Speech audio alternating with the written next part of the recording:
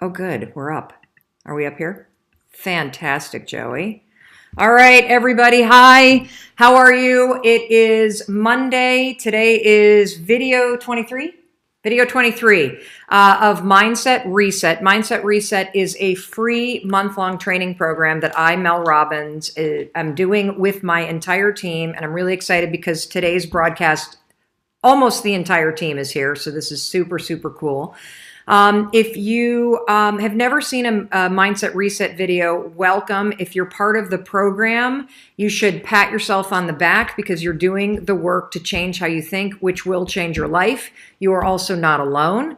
You're part of a global community of more than 200,000 of us who are taking this month to learn all of the cool science and all of the simple things that you can do in order to interrupt all of the limiting beliefs, the self-doubt, the default modes and patterns that you think in that no longer serve you.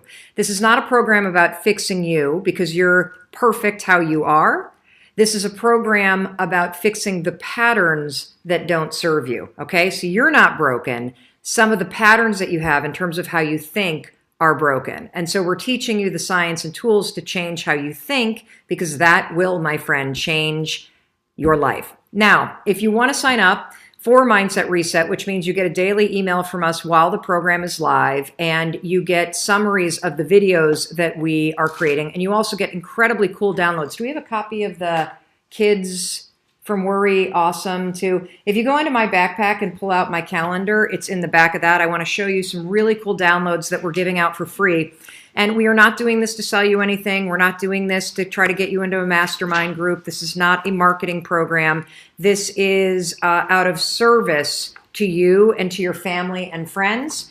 And there's nothing to buy. There's no test at the end. You can do this at your own pace. And everything that we're teaching you, you can have for the rest of your life. Because here's the thing that I want you to know.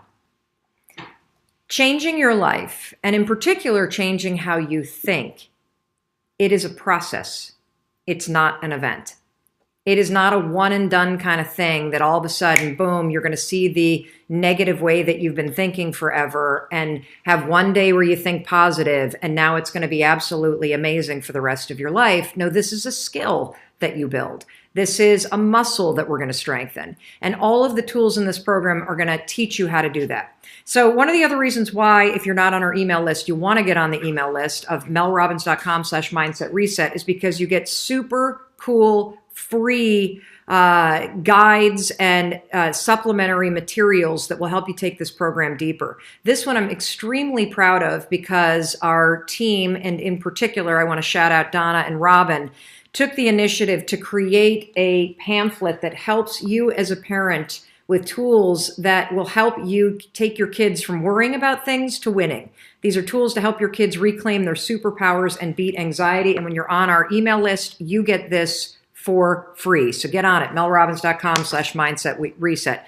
So just by way of summary, today is video 23. Today is an FAQ day. Frequently asked questions. So if you have a question, get on it in the comments because the team is watching right now. We have a bunch of questions that were submitted this morning and throughout the weekend, and we're going to be covering some of the most frequently asked questions related, a lot of them related to anxiety. You see, this is video 23, and from video 1 to video 22, we have covered so much life-changing stuff. It's absolutely amazing. Videos 1 through basically about 9 were all about the science of how you think, about the default mode network in your brain, about the reason why you want to start to spot patterns and how to go from thinking this thing that's negative to thinking that thing that's really positive. Then we got into your morning routine, which is critical. There's a critical connection between your morning routine and what you do the first 10 to 30 minutes of the day and your mindset all day. That's videos 6 through 11. And then starting with video 13, we have been covering topics related to worry and anxiety, the pattern of worry, the things that trigger you, how to use anchor thoughts. Absolutely amazing, game-changing, life-changing stuff. The stories that have been rolling in from you about how you are using these tools and you have never felt more calm, that you are starting to feel like you have the power to quiet the anxiety in your mind, that your kids are using these. This is the reason why our team is putting this incredible program on, because it's making a difference in your life. And so thank you for sharing your Mindset Reset stories. Today, we're going to get into your questions. And tomorrow, just to preview it, video 24, we're going to start getting into little mental tricks that sound simple on their face, but are crazy powerful. Tomorrow, we're going to be talking about something called assuming good intent, which will fundamentally change how you view the world. It'll have you be less triggered by other people, and it will also make sure that that story that you have, that people are judging you, that it's always about you, that you're disappointing people. This assuming good intent thing that we're talking about in video 24, game changer if that's something that you're struggling with. So let's jump into the questions that we have gotten. And the first one, this is about the anxiety and worry that comes after a breakup. And the question specifically is, how do you move on from someone who meant the world from you?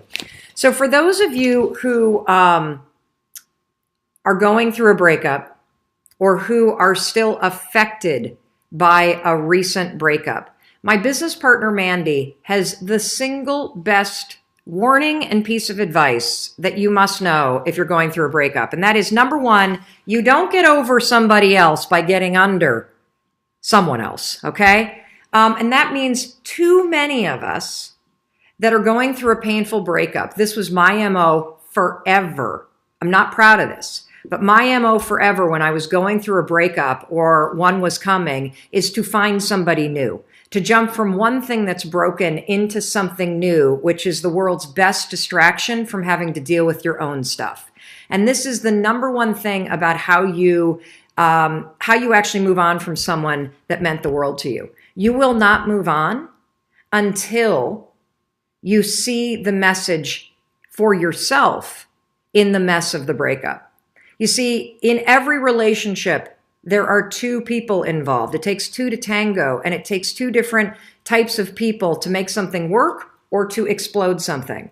And so before you move on to someone else, before you can actually complete this relationship and move on with your life and stop thinking about them incessantly, I want you to take a moment and really dig deep and ask yourself, what is it that you learned about yourself from this relationship? What did you learn about the kind of people you're picking that don't work for you? What are the signals that your own body and your intuition were telling you months ago about why this wasn't working that you ignored? That's one of the most important lessons that anybody can get out of a breakup. And you know what that lesson is? You knew it wasn't working a long time ago, and you chose not to listen to it.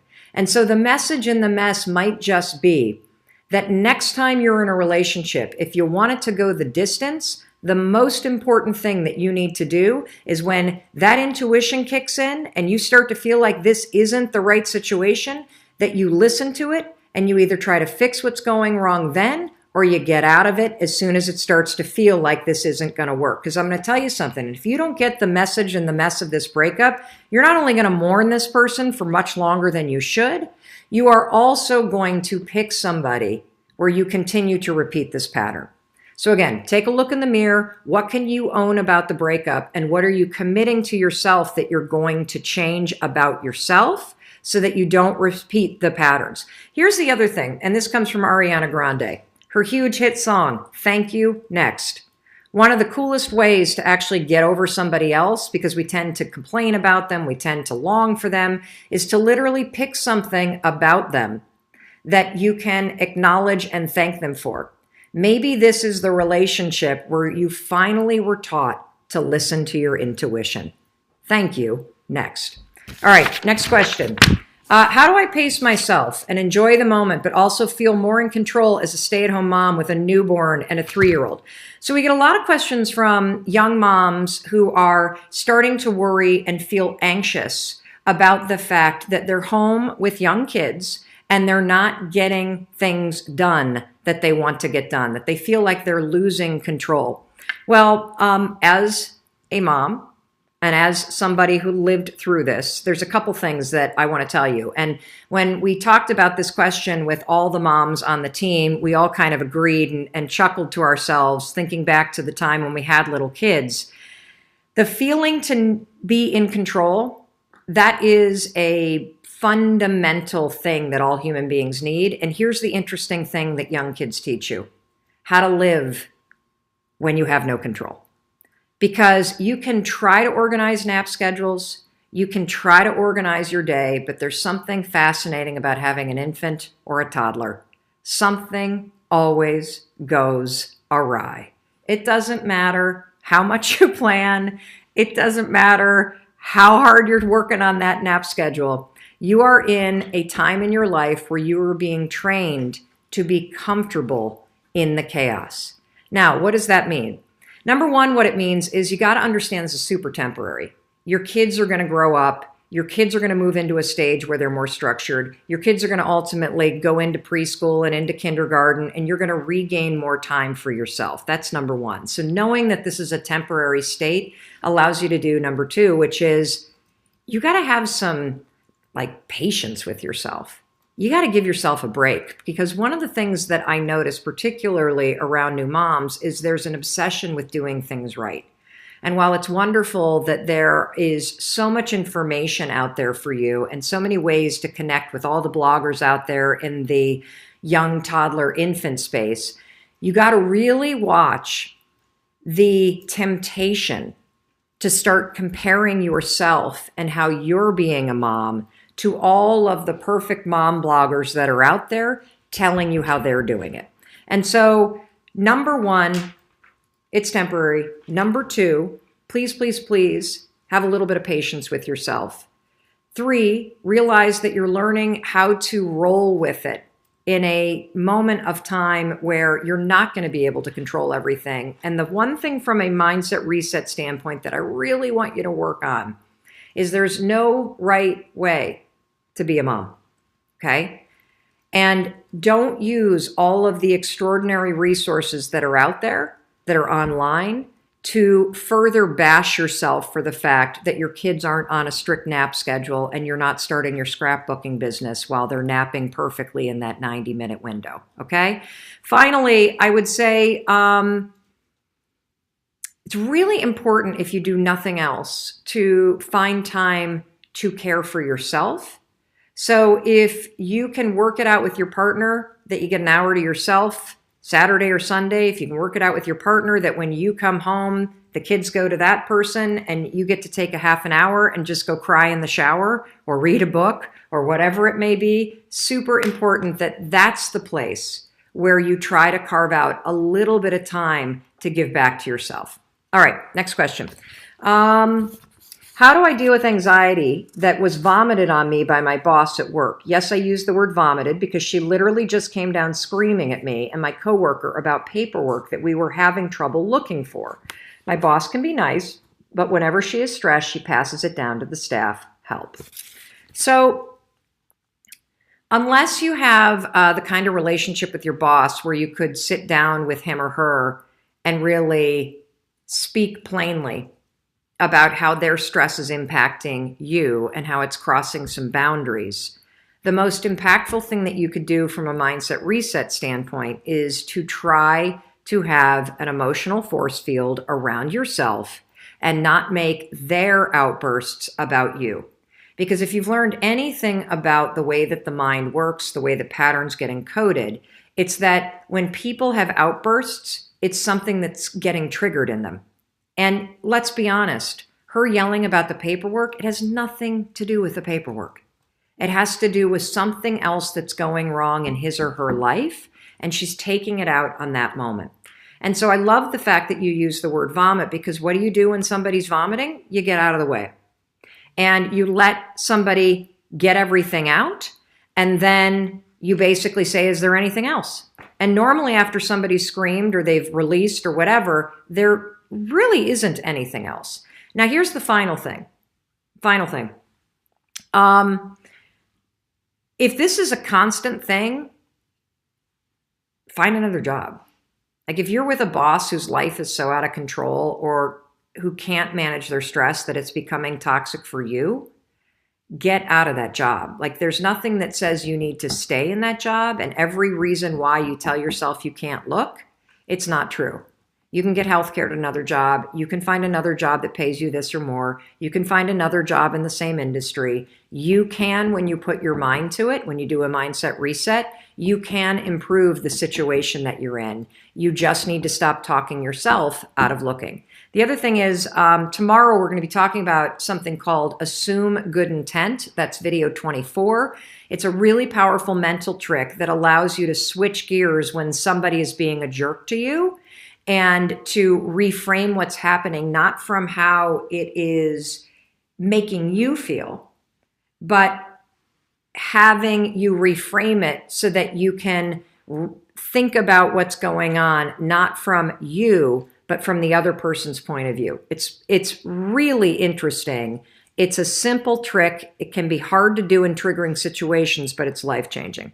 All right, let's jump to a couple more. How do I best communicate with an ex-husband when we share children? We can never agree on anything. And I always try to do what's best for my children, but it's getting so frustrating. So there's a couple major ground rules around situations with your ex when it involves kids. Number one, you already said it. This is your mantra: what's best for the children. So when you're going back and forth with your ex, this is the thing that you constantly want to continue to anchor on. What's best for the children. And every time you say it, you're also training your ex that this is what we as ex-spouses are focused on. Second thing, no matter how tempting it is to cut the person off, it is critical that you leave the lines of communication open. And the reason why is if the lines of communication are not open and you have young kids that are going back and forth, your kids cannot and should not become the go-between. Your kids cannot and should not become the two that are negotiating between their two ex-parents, the adults who can't seem to keep the lines of communication open. So no matter how triggering, how tempting, how whatever, you have to figure out how to keep the lines of communication open. The third thing is, fight the temptation to try to control what is happening at your ex's house. Your kids are under your control when they are with you. When your kids are with your ex, it is paramount, unless there is a situation where it's dangerous, where it is destructive, where their well-being is in question. It's going to be the hardest thing on the planet, but you have no longer got the control of what happens once they're with your ex until they get back to you. So to the extent that you're still working out the stuff that broke you up in the first place by trying to micromanage what's going on at your ex's house, stop doing it. And finally, this goes state by state, but when you start to get into the teen years, 12, 13, 14, here in the state of Massachusetts, it's 14, the power to make decisions really transfers from you to your kids. Here in Massachusetts, when you're 14 years old, you get to decide who you want to live with. You get to decide where you want to spend your time. And so come back to the number one piece of advice. You have to keep grounding yourself. What's best for my kids? The other thing that you can do, just to sum this up, is you can go back and look at the beginning trainings for anxiety.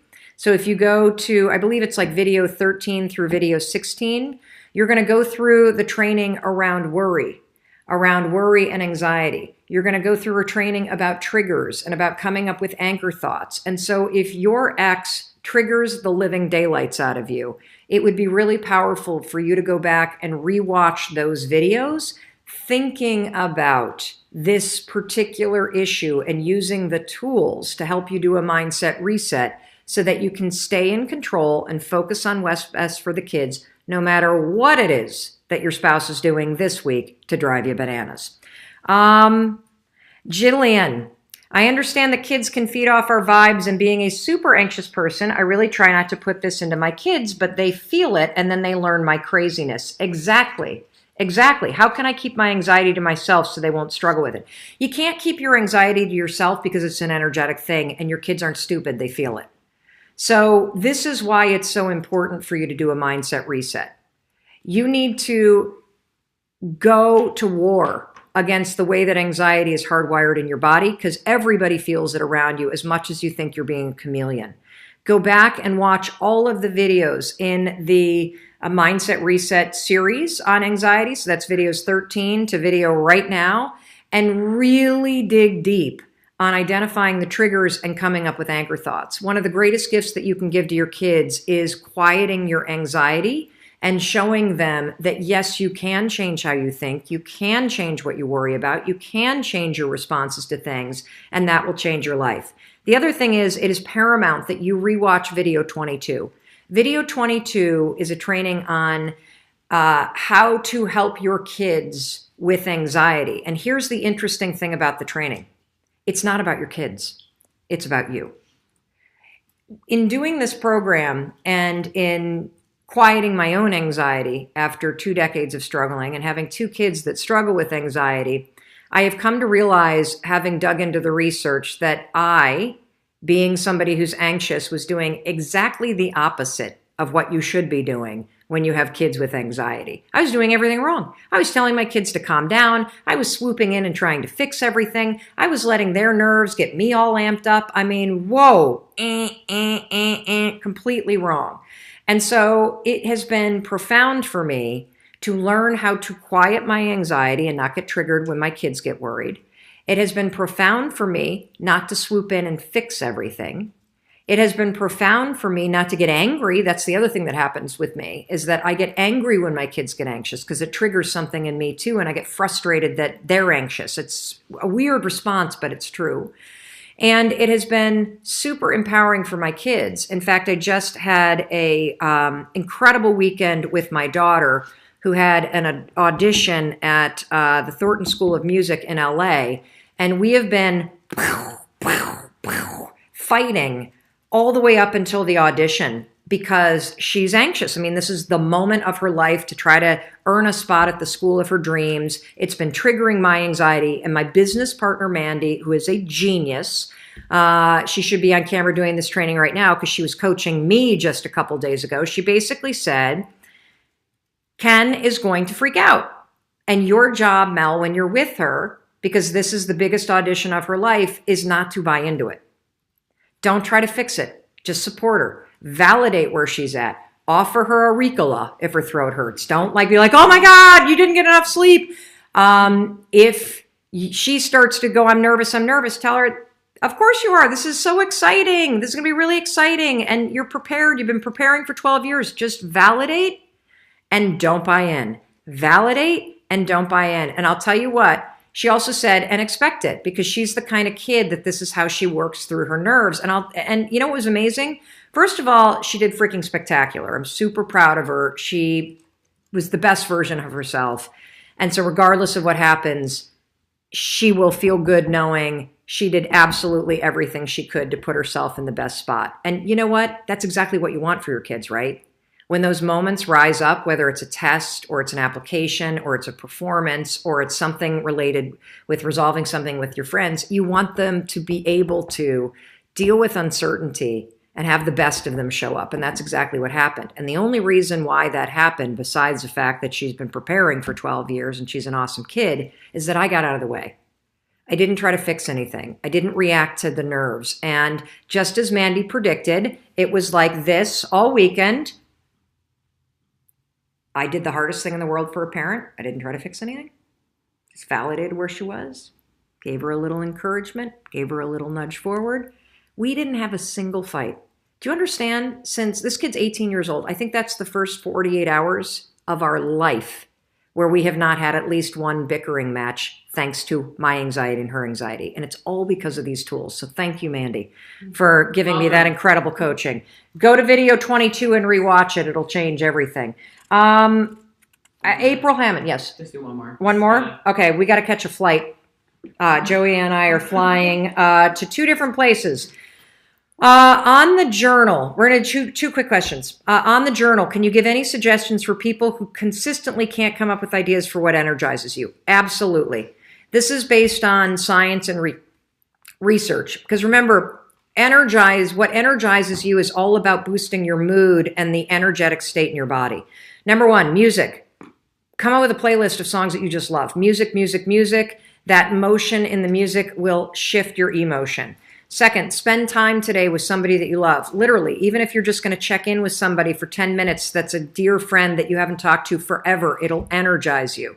Carve out 10 minutes for self-care, whether it's listening to Mandy's favorite app, which is Calm, and doing a little meditation, or watching a TED Talk online, or listening to a podcast, or going for a walk, or booking even a pedicure for 3 days from now. Cleaning stuff up. Closet's driving you bananas. You've been mainlining Marie Kondo's Netflix series on the tidying up. Do a little tidying up. Here's another thing. What's a memory of something that you used to do that you love? So for me, I love going to live music, and here's the whacked part. I don't have any plans to go see live music in 2019. How stupid is that? It's like one of the things I love doing the most. So what's one thing that you could do? You could spend 10 minutes today booking, buying tickets, researching concerts in my case, and setting yourself up in the future to go do something that you haven't done in a long time. Maybe it's taking a painting class. Maybe it's riding horses again. Maybe it's taking a writing class. Maybe it's going to the museum. That's the other thing. I have not been to the MFA here in Boston, particularly the American Wing, which I absolutely love. I haven't been there, I've been 3 years. It's stupid. And there's an Ansel Adams exhibit right now. I'm dying to go see it, and I think it's leaving in February. Okay, I know what I'm doing to energize me. On the plane, Joey, remind me. I want to go too. Okay, Joey and I are going to book tickets. Aren't you that we're energized now? Do you see how that works? Okay, cool. And then finally, we're getting this question a lot. I'm still following Mindset Reset and still loving the content, but it feels like the honeymoon period is over. That's right. Because you are not on a honeymoon. You're in a marriage with your mind. And a marriage is not a one and done. A marriage is a process that you work on for the rest of your life if you want it to last.